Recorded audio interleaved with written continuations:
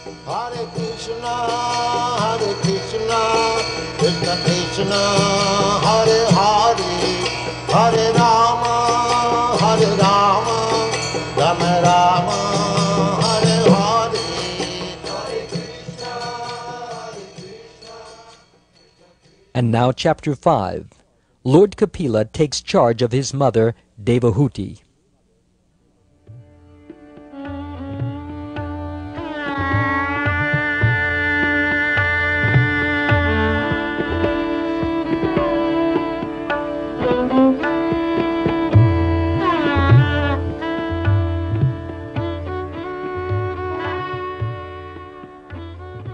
Text 5.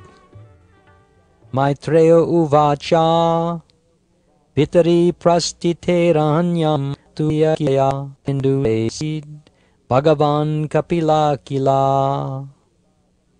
Translation.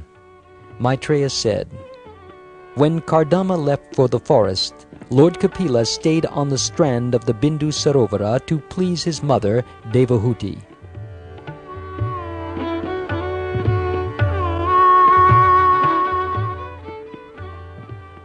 Purport. In the absence of the father, it is the duty of the grown son to take charge of his mother and serve her to the best of his ability, so that she will not feel separation from her husband. It is also the duty of the husband to leave home as soon as there is a grown son to take charge of his wife and family affairs.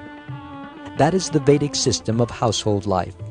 One should not remain continually implicated in household affairs up to the time of death. He must leave. Family affairs and the wife may be taken charge of by a grown son.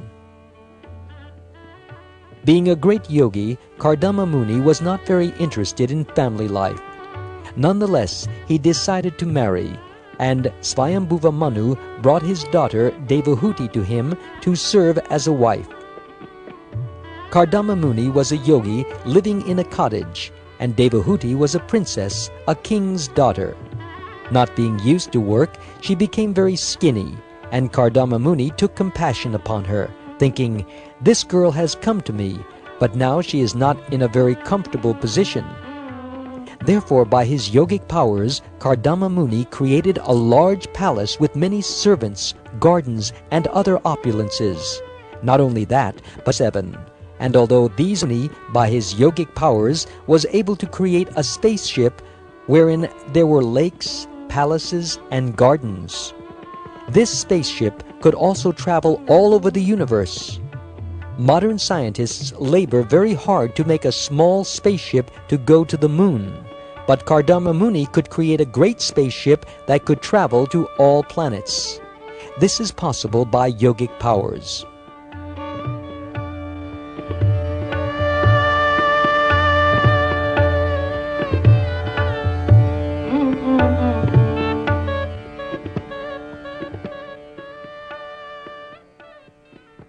There are different siddhis or yogic perfections, anima, lagima, prapti, and so on.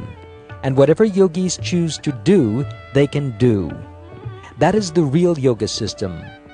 It is not that one becomes a yogi simply by pressing his nose and performing some gymnastics. One must actually attain the yogic siddhis.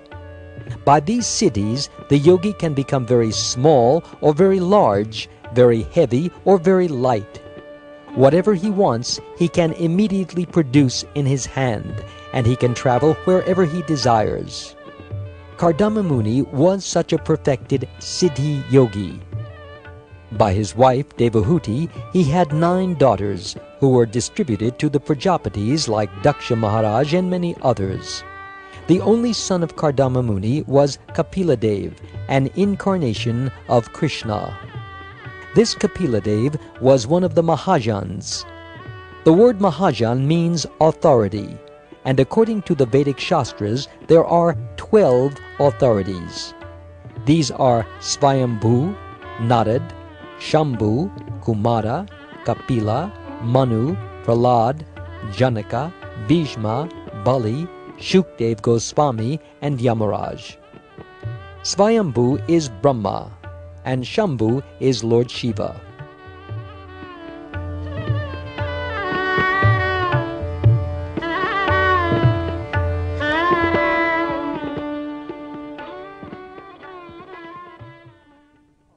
These authorities should be followed if we want to approach the Supreme Personality of Godhead and understand the purpose of religious life.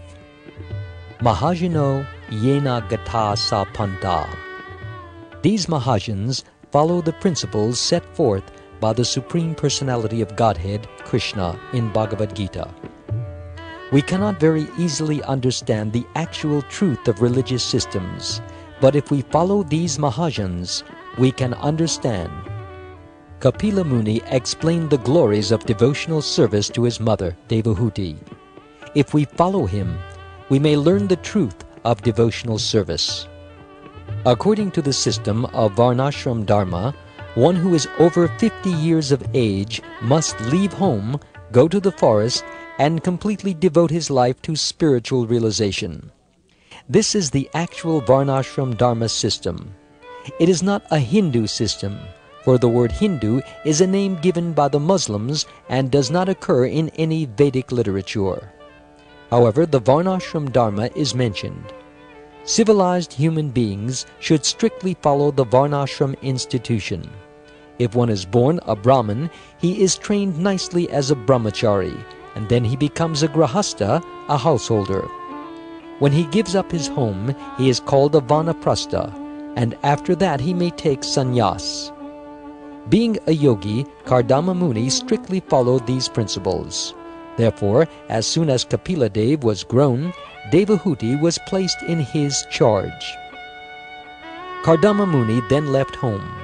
As stated in this verse, Pitari prastite ranyam matu priya chikirshaya.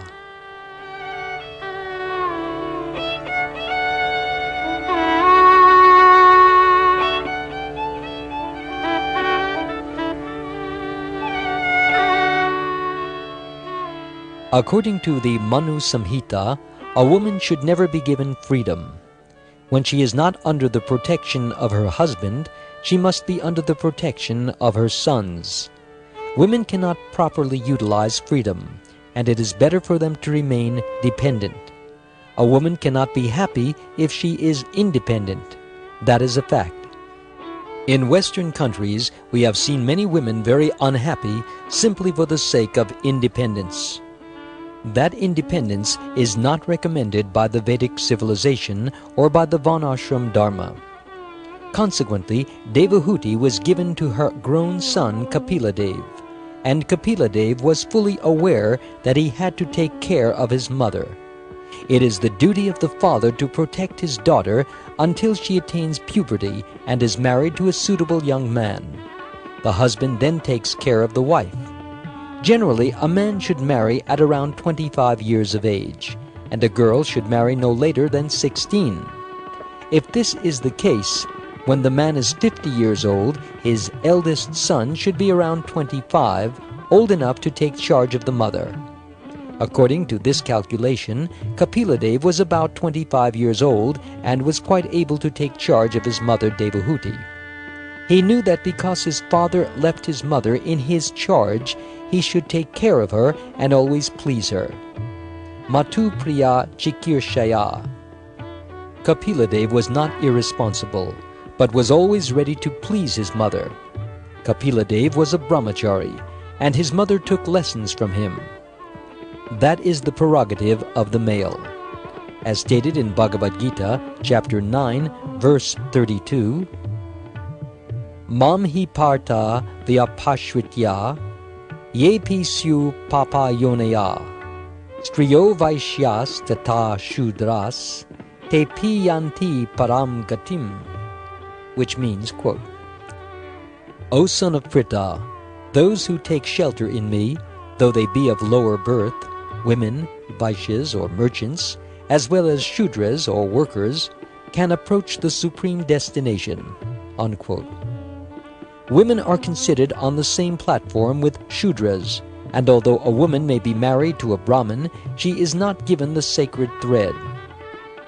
It is also said that the Mahabharata was compiled by Vyasadeva because the direct Vedic knowledge could not be understood by women, Shudras, and Dvija Bandhus, those who are born in Brahmin families but are not qualified Brahmins.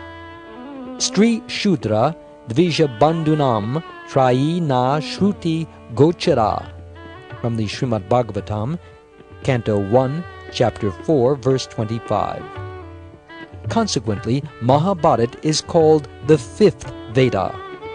The four preceding Vedas are the Sama, Yajur, Rig, and Atharva. The essence of Vedic knowledge, Bhagavad-gita, is given within the Mahabharat. Women are inferior to men, and Vedic civilization is so perfect that men are given full charge of the women. It is therefore said, Matu Priya Chikirshaya. The son is always ready to see that the mother is not unhappy. Kapila Dev was anxious that his mother not feel the absence of his father, and he was ready to take the best care of her and give her knowledge. Because women are supposed to be less intelligent, they should be given knowledge, and they should also follow this knowledge.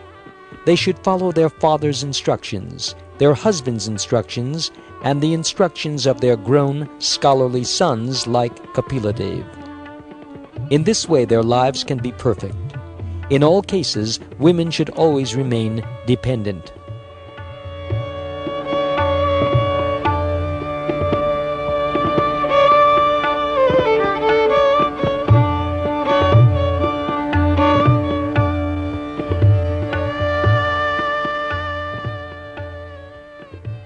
Tasmin bindu sare vatsid Bhagavan Kapila Kila. It is noteworthy that in this verse, Kapila Dev is referred to as Bhagavan, which indicates that he possesses all wealth, fame, knowledge, beauty, strength, and renunciation. These six opulences are fully represented in Krishna. Therefore, Krishna is accepted as the Supreme Personality of Godhead, Krishnastu Bhagavan Svayam, and others are accepted as his expansions or incarnations, Vishnu Tattva. In Bhakti Rasamrita Sindhu, Rupa Goswami has analyzed the characteristics of Bhagavan. The first Bhagavan is Sri Krishna himself, but some of his opulences are also bestowed upon Lord Brahma. Lord Brahma is a Jiva Tattva, a living being like us.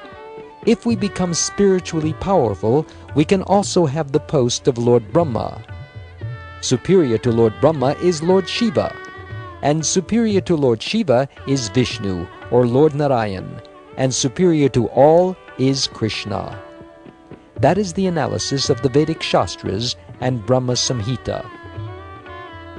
Even Shankaracharya, the Mayavadi impersonalist philosopher, accepts Krishna as the Supreme Personality of Godhead, Sabhagavan Svayam Krishna.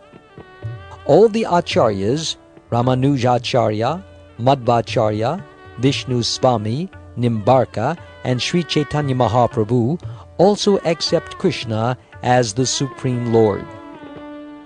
Kapila Dev is an incarnation of Krishna, and he gave instructions to his mother Devahuti. We must distinguish between the two Kapilas.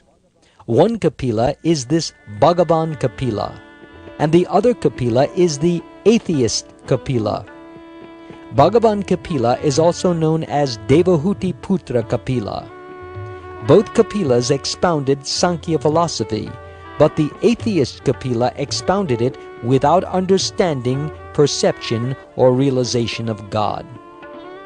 On the bank of the Bindu Sarovara lake, Kapila Dev personally expounded Sankhya philosophy to his mother Devahuti, just as Krishna personally expounded the knowledge of the Bhagavad-gita to his friend Arjuna.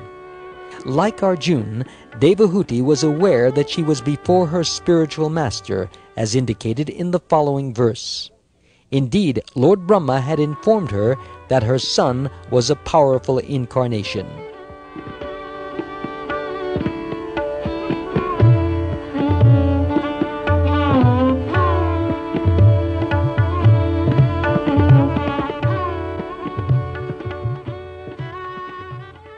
Text 6. Tamasinam akarmanam tatvarmargagradarshanam svasutam devahutyaha datu samsmarati vacha. Translation. When Kapila, who could show her the ultimate goal of the absolute truth, was sitting leisurely before her, Devahuti remembered the words Brahma had spoken to her, and she therefore began to question Kapila as follows.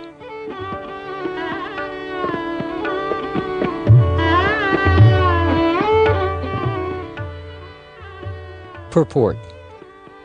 The ultimate goal of the absolute truth is Krishna consciousness, devotional service. The liberated stage is not final. If we simply understand that we are not the body, that we are spirit soul, our knowledge is insufficient. We must also act as Brahman. Then our position will be fixed. Brahma bhuta prasanatma na shochati na kankshati sama sarveshu bhuteshu madbhaktim labhate param, which means, quote, one who is thus transcendently situated at once realizes the Supreme Brahman and becomes fully joyful. He never laments nor desires to have anything. He is equally disposed to every living entity. In that state he attains pure devotional service unto me. Unquote. From the Bhagavad-gita, chapter 18, verse 54. Bhakti is obtainable for a liberated person. It is not for the conditioned soul. How is this possible? In Bhagavad-gita, chapter 14, verse 26, Krishna says, Mam chayo vyapicharena bhakti yogena sevate sagunan samatityaitan brahma bhuyaya kalpate, which means, quote, one who engages in full devotional service, who does not fall down in any circumstance, at once transcends the modes of material nature and thus comes to the level of Brahman. Unquote. We must engage in the 9 processes of devotional service, the first of which is hearing or Shravan. Then, under the direction of the spiritual master and the Shastras, one can immediately become a liberated person. One doesn't have to endeavor separately to become liberated if he immediately engages in devotional service. One must have a firm conviction that he is engaged in Krishna's service and is free from all material contamination. This is imperative. The words Tattva Marga Darshanam are elucidated elsewhere in Srimad Bhagavatam. Brahmeti Paramatmeti Bhagavan iti Shabdyate. The absolute truth is understood differently according to the position of the student. Some understand the absolute truth as impersonal Brahman, some as localized Paramatma, and others as the Supreme Personality of Godhead, Krishna or Vishnu. Brahman, Paramatma, and Bhagavan, the Supreme Personality of Godhead, are not different. They are simply different aspects of the complete Godhead. Looking at a mountain from a distance, we may see a hazy cloud, and if we come nearer, we may see something green. If we actually climb the mountain, we will find many houses, trees, and animals. Our vision is of the same mountain, but due to our different positions, we see haze, greenery, or variegatedness. In the final stage, there are varieties, trees, animals, men, houses, and so on. The absolute truth is not without variety. Just as there is material variety, there is spiritual variety. Because the Mayavadi philosophers are seeing the absolute truth from a distance, they think that the absolute truth has no variety. They consider variety to be material, but this is a misunderstanding. The absolute truth is described as variegated in Brahma Samhita, chapter 5, verse 29. Cintamani prakara sadmasu kalpa vriksha laksha vriteshu surabhirabhipalayantam Lakshmi sahasra shata sambrama sevyamanam Govindamari purusham tam aham bhajami. which means, quote, I worship Govinda, the primeval Lord, the first progenitor, who is tending the cows, fulfilling all desires, in abodes built with spiritual gems and surrounded by millions of desire trees. He is always served with great reverence and affection by hundreds and thousands of goddesses of fortune. Unquote.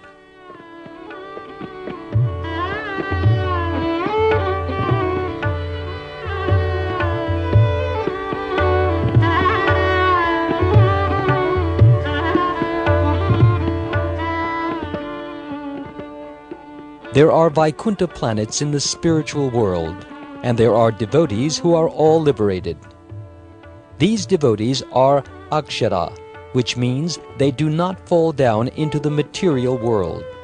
They remain in the spiritual world of the Vaikunthas. They are also persons like us, but they are eternal persons, complete with full knowledge and bliss. That is the difference between them and us. That is Tattva Gyan.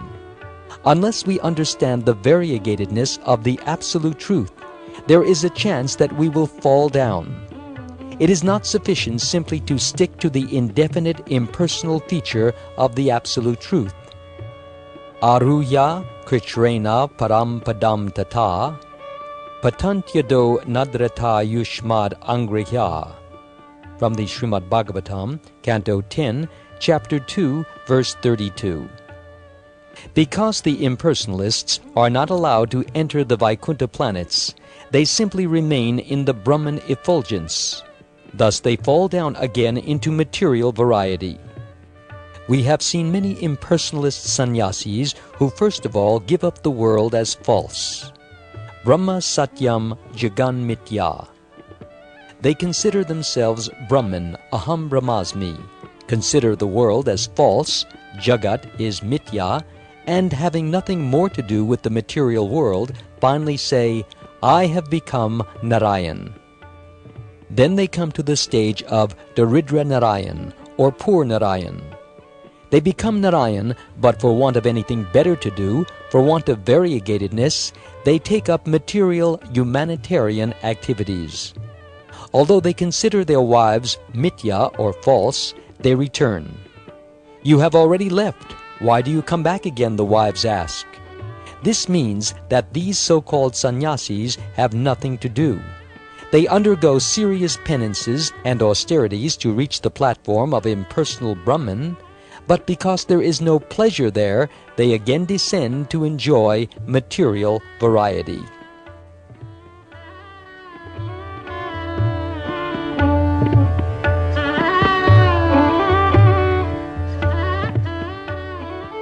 We may build a nice spaceship and send it off into space, and the astronauts may go up there and fly in the impersonal sky, but eventually they will become tired and pray to God, please let us return to land. We have read that the Russian astronauts were simply missing Moscow while they were traveling in space. This impersonal traveling is actually very agitating. Similarly, impersonal realization of the Absolute Truth cannot be permanent because one wants variety. A fall down is inevitable. When one gentleman read my book, Easy Journey to Other Planets, he became very enthusiastic about going to other planets. Oh yes, I said, we can go with this book. Yes, the gentleman said, then I shall come back. Why return? You should remain there. No, he said, I don't want to remain. I just want to go and come back. This is the enjoying mentality. Without variety, we cannot enjoy. Variety is the mother of enjoyment, and Brahman realization or Paramatma realization does not give us steady ananda, bliss. We want ananda. Anandamayo Vyasat. The living entities are Brahman. Krishna is Para-Brahman. Krishna is enjoying perpetual ananda, and being part and parcel of Krishna, we also want ananda. Ananda cannot be impersonal or void. Ananda entails variety. No one is simply interested in drinking milk and eating sugar, but with milk and sugar we can make a variety of foods. peda, burfi, shira, rabari, dahi, and so on. There are hundreds of preparations. In any case, variety is required for enjoyment. The last word of Tattva Gyan is to understand Krishna, who is full of variety. Kapila Dev is Tattva Margagra Darshanam. He is an incarnation of the Supreme Personality of Godhead, and he will explain to his mother what Tattva is, how one can approach the Tattva Gyan, and how one can actually enjoy Tattva Gyan. This is not simply dry speculation. This Krishna consciousness philosophy includes spiritual variety. People sometimes misunderstand this variety to be material, and they hanker for nirvishesha, nirakara, void. However, our philosophy is not void. It is full of variety and transcendental bliss. This will later be specifically enunciated by Lord Kapila Dev.